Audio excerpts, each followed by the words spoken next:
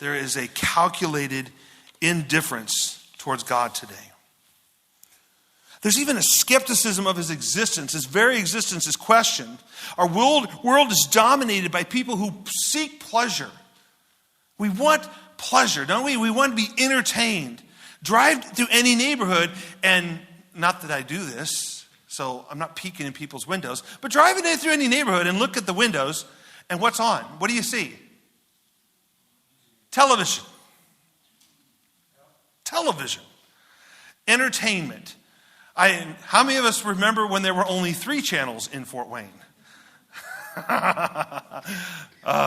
Yeah. Now there are hundreds. Not only that, you can get on-demand entertainment.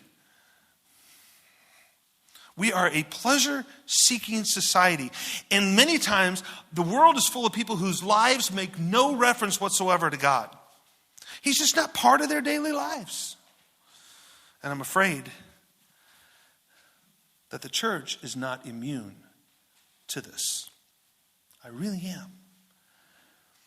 We are back in the book of James again. I want to make sure you know that. See, many Christians will attend church.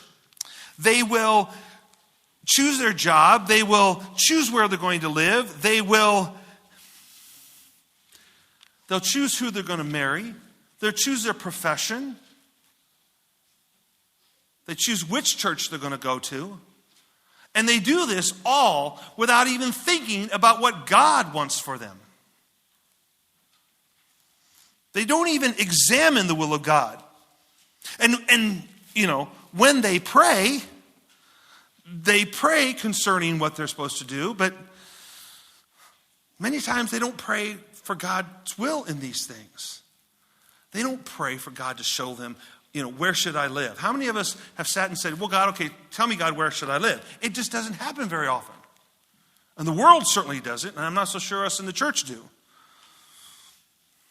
Do we seriously pray about God's will concerning our lives? St. Augustine said, love God and do what pleases you.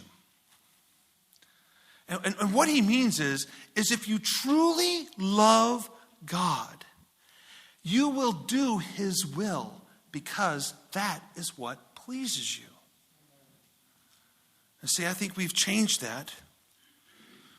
We've changed it to do, I'm going to do as I please and I'll say that I love God. We've switched them around.